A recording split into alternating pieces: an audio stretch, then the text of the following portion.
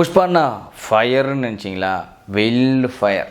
உங்கள் எல்லாருக்குமே தெரியும் புஷ்பா 2 இந்தியா முழுக்க எதிர்பார்த்துட்டு இருந்த ஒரு திரைப்படம். இந்த திரைப்படம் நாளைக்கு தான் வெளியீடு.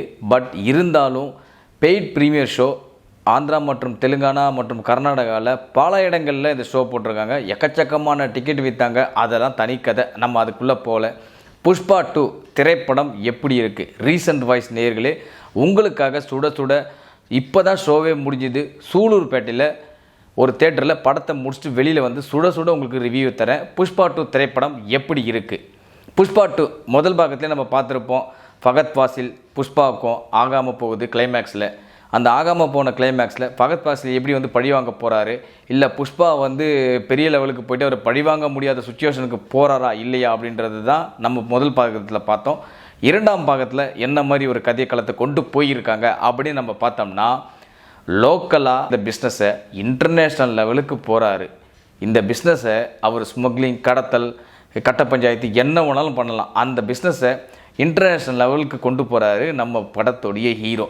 இன்டர்நேஷ்னல் லெவலுக்கு கொண்டு போகும்போது முதல் பாகத்தில் வந்த மங்களம் சீனி என்ன மாதிரி பழி வாங்க போகிறாரு, போலீஸ் அதிகாரியாக வர ஃபகத் ஃபாசில் எந்த மாதிரி பழி வாங்க போகிறாரு, இது எல்லாத்தையும் சமாளிச்சுட்டு அப்படி போயிட்டே இருக்கார். மொத்தத்தில் பார்த்தீங்கன்னா இந்த முதல் பாதியை பார்த்தீங்கன்னா கிட்டத்தட்ட 1 மணி நேரம் 41 நிமிஷம் ஓடுது. கிட்டத்தட்ட ஒரு ஹாலிவுட் படத்தை முழுசாக நம்ம தேட்டரில் உட்காந்து பார்த்தா எப்படி இருக்கும், அந்த மாதிரி ஒரு முதல் பாதியே அவ்வளோ நேரம் ஓடுது.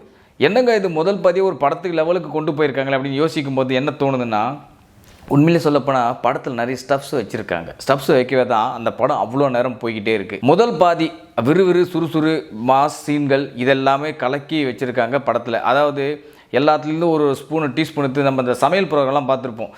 ஒரு டீஸ்பூன் எண்ணெய், ஒரு டீஸ்பூன் உப்பு, ஒரு டீஸ்பூன் மிளகாத்தூள் எல்லாத்தையும் போட்டு இது மிக்ஸ் பண்ணி கொதிக்க வைங்கன்னுவாங்களே, அந்த மாதிரி பாடல்கள், காமெடி, மாஸ் ஆக்ஷன் சீன்ஸு இது எல்லாம் முதல் பாதியில் போட்டு ஏதோ கொண்டு போயிட்டே இருக்கும்போது இன்ட்ரோவில் அப்படி நம்மளை ஆடியன்ஸ் அப்படியே எழுந்து நின்று பயங்கரமாக இருக்க போகிறா, உட்கார வச்சிட்டாங்கடா நம்மளை 1 மணி நேரம் 41 நிமிஷம் நம்மளை எப்படியே உட்கார வச்சுட்டாங்கடா அப்படின்ற மாதிரி ரசிகர்களை அப்படியே எலும்பி வச்சு உட்கார வைக்குதுங்க.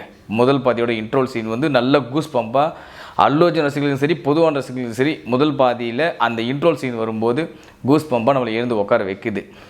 ஆனால் அங்கே தான் ஒரு ட்விஸ்ட்டு நடக்குது. ட்விஸ்ட்டை வந்து நம்ம ரிவீல் பண்ணக்கூடாது, நீங்கள் படத்தை பார்த்து தெரிஞ்சுக்கிங்க. அடுத்தது இரண்டாம் பாதி எப்படி நகரப்போகுது அப்படின்றத நம்ம முதல் பாதியிலே தெரிஞ்சிருச்சு.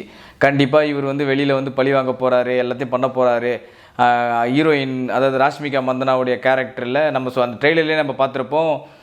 இந்த உலகத்தில் பொண்டாட்டியோட பேச்சை கேட்ட புருஷன் என்ன நிலைமைக்கு போவான்னு இந்த உலகம் பார்க்க போகுதுன்னு சொல்லுவார்ல அந்த ட்ரெய்லரில். அதை பார்க்கும்போதே தெரியுது பொண்டாட்டியோட பேச்சு கேட்டு இவர் என்னென்ன பண்ணுறாரு, அதனால் என்னென்ன சிக்கல்களை தவிக்கிறாரு, உண்மையிலே அது லாபமாக அமைஞ்சுதா அப்படின்றத கொஞ்சம் அடி பூசி மலராக மடங்கியிருக்காங்க. இது உலகத்தில் நடக்கிற எல்லா நிகழ்வுக்காகவா இல்லை நம்ம இந்தியாவில் நடக்கிற நிகழ்வுக்காக இதை மாதிரி ஒரு சீனை வச்சு பண்ணியிருக்காங்கன்னு தெரியல. முக்கியமாக சொல்ல போனால் இந்த 7 மணிக்கு ஒரு வாட்டி, 8 மணிக்கு ஒரு வாட்டி, இதை 10 மணிக்கு ஒரு வாட்டின்னு ஒரு பாட்டு வந்துச்சு, நீங்கள் கூட பார்த்துருப்பீங்க சமீபத்தில். அது எல்லாத்தையும் போட்டு என்னென்னோ ஆடிக்க வந்தாங்க. அது ஒரு என்னடா இந்த வரிகள் இதெல்லாம் அப்படின்ற மாதிரிலாம் கிண்டலும் பண்ணியிருந்தாங்க. பட் இருந்தாலும் அதுவும் அந்த ஸ்ரீலீலா ஆடுற கிசிக்கி சாங்கும் வந்து பெரிய ஒரு விஷுவல் ட்ரீட்டாக வந்து ரசிகர்களுக்கு அமைஞ்சிருக்கு. அதில் எந்த வித குறையுமே இல்லை. படத்தோடைய இசை வந்து தேவிஸ்ரீ பிரசாத் முதல் பாதியில் வந்து பட்டி தொட்டிலாம் பரவிச்சு. நம்ம சமந்தாவுடைய பாட்டு ஊ சொல்கிறியா மாமா ஊ சொல்கிறியான்ற பாட்டு குழந்தைங்கள்லாம் பாட ஆரம்பிச்சிச்சு. அது என்ன வரிகள் கூட அர்த்தம் கூட தெரியாமல் எல்லாருமே பாடிட்டு இருந்தாங்க அந்த பாட்டை. அந்த மாதிரி இந்த படத்தில் இந்த 7 மணிக்கு ஒரு வாட்டி, காலை வருஷம் 9 ஒரு வாட்டி, ஃபீலிங்ஸ் வந்துச்சா ஃபீலிங்ஸ்ன்ற சாங் எல்லாமே பாட ஆரம்பிச்சிடும் பொழுது அந்த மாதிரி ஒரு விஷுவல் ட்ரீட்டாக கொடுத்துருக்காங்க. அந்த பாட்டும் சரி கிசிக்கு சாங்கும் சரி ரெண்டுமே வந்து நல்ல ஒரு பக்காவான ஒரு இசை விருந்து. ஃபகத் ஃபாசிலோட கேரக்டர் வந்து முதல் பாதியில் நம்ம எப்படி வந்து அவர் கிளைமேக்ஸ் கொஞ்சம் நேரத்துக்கு முன்னாடி அந்த சீன் காமிச்சாங்களோ, இந்த படத்தில் நிறைய காட்சிகளில் வந்து ஃபகத் ஃபாசிலுக்காக வச்சுருக்காங்க. அந்த பிரிட்ஜி ஃபைட் சீனாக இருக்கட்டும், அல்லு அர்ஜுன் கிட்ட பேசுகிற வசனங்களாக இருக்கட்டும், இது எல்லாமே வந்து ஃபகத் ஃபாசிலுக்கு வந்து அவருடைய ஆக்டிங்கோடைய ஸ்கில்லை வந்து பலப்படுத்துதுன்னே சொல்லலாம். அதே மாதிரி சில படத்துடைய காட்சிகளையும் நாம பார்த்து நம்ம KGF 2 கூட பார்த்துருப்போம். ஒரு தங்க கட்டியை போலீஸ் எடுத்துகிட்டு போகும்போது நம்ம வந்து அவர் ஒரு கன் ஷூட்லாம் நடத்துவார். நீங்கள் பார்த்துருப்போம். ஸ்டேஷனே தரமட்டமாக இருக்கிற மாதிரி ஒரு கன் ஷூட் நடக்கும் KGF 2ல். நீங்கள் பார்த்துருப்பீங்க எல்லாருமே. அந்த மாதிரி புஷ்பாவுடைய பணத்தை இல்லைன்னு போது அது எங்கே இருந்தாலும் எத்தனை தேசத்தை தாண்டி இருந்தாலும் கடல் கடந்து மலை கடந்து கூட நம்ம போய் எடுத்துருவோம். ஏன்னா அது புஷ்பா போனோம் அப்படின்னு சொல்லும்போது நமக்கு அந்த படத்துடைய காட்சி அமைப்பு தான் நமக்கு ஞாபகத்தில் வருது. புஷ்பா முதல் பாதி கொஞ்சம் வந்து கலகலன்னு போயிட்டு இன்டர்வலில் கூஸ் பம்பு கொடுத்தாலும் இரண்டாம் பாதியில் நிறைய ஆக்ஷன், படம் ஃபுல்லாகவே ஆக்ஷன் சண்டை, ஹீரோவுக்கு பில்டப்பு இதெல்லாம் பண்ணிக்கிட்டே இருக்காங்க படம் முழுக்க. ஒரு கட்டத்தில் இவர் எங்கே போனார் அப்படின்ற மாதிரி தெரியாத மாதிரி ஒரு விஷயம் நடக்குது. ஆனால் அவர் உயிரோட இருக்காரா இல்லையா, என்ன நடந்தது, என்னுடைய பின்னணி என்ன, யார் இவர் என்ன பண்ணாங்க அப்படின்ற மாதிரி சில விஷயங்களை காட்டியிருக்காங்க.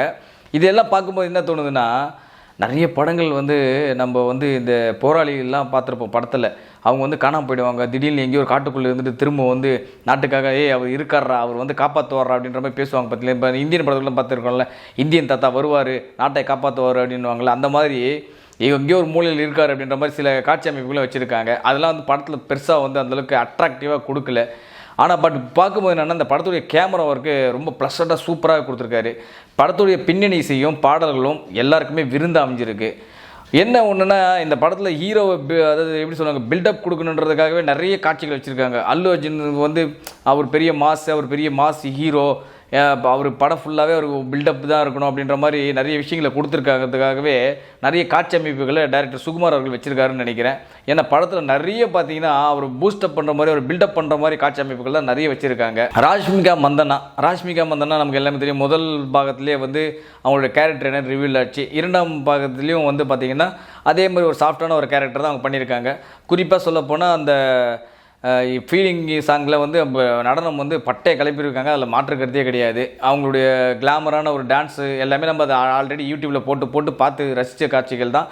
அது இன்னும் கொஞ்சம் விஷுவலாக நீங்கள் ஸ்க்ரீனில் போய் பார்க்கும்போது இன்னமும் நல்லா இருக்குது. அந்த பாட்டை கேட்குறதுக்கும் சரி, பார்க்குறதுக்கும் சரி. இந்த படத்துடைய பெரிய சிறப்பம்சம் சொன்ன போனீங்கன்னா, கேமரா ஒர்க்கு, பிஜிஎம்மு, அதாவது அந்த பிக்சரேஷன் உருவாக்கின விதங்கள், அந்த காட்டுறது, மலையை காட்டுறது, கடலை காட்டுறது, ஆக்ஷன் சீன்கள், வெடிகுண்டு வெடிக்கும்போது வர அந்த ஃபைட் சீக்வன்ஸ், இது எல்லாமே பர்ஃபெக்டாக காமிச்சிருக்காங்க. ஆனால் என்ன இருந்தாலும் இந்த படத்துடைய திரைக்கதையை விறுவிறுப்பாக அனுப்பிச்சிருந்தா தான் உங்களுக்கு என்ன மாதிரி படம் தான், 3.5 மணி நேரம் ஓடினா கூட பரவாயில்லடா, செமையாந்திரா ஸ்க்ரீன் பிளே அப்படின்னு நம்மளால் உறுதியாக சொல்ல முடியாத அளவுக்கு தான் ஸ்க்ரீன் பிளே இருக்குது.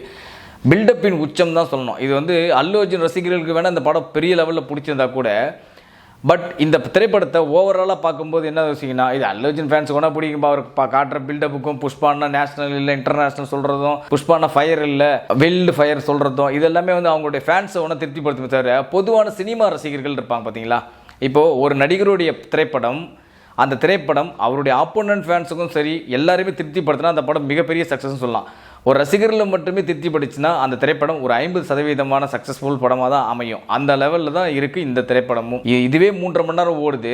இந்த திரைப்படத்தை கூட 3ஆம் பாகத்துக்கு உண்டான இன்ட்ரியும் வேறு கிளைமேக்ஸில் வச்சுருக்காங்க. இதுவே இவ்வளோ நேரம் போகுதுன்னா அப்போ 3ஆம் பாகம் எவ்வளோ நேரம் ஓடும் அப்படின்ற மாதிரியும் ஒரு கண்ணோட்டத்தில் நம்மளுக்கு கேட்க தோணுது. மொத்தத்தில் புஷ்பா 2 அல்லு அர்ஜுன் பில்டப்பின் உச்சம். மீண்டும் சந்திப்போம். நன்றி, வணக்கம். இது போல பல வீடியோக்களை கண்டு மகிழ எங்களது ரீசன்ட் வாய்ஸ் சேனலை மறக்காம சப்ஸ்கிரைப் பண்ணுங்க.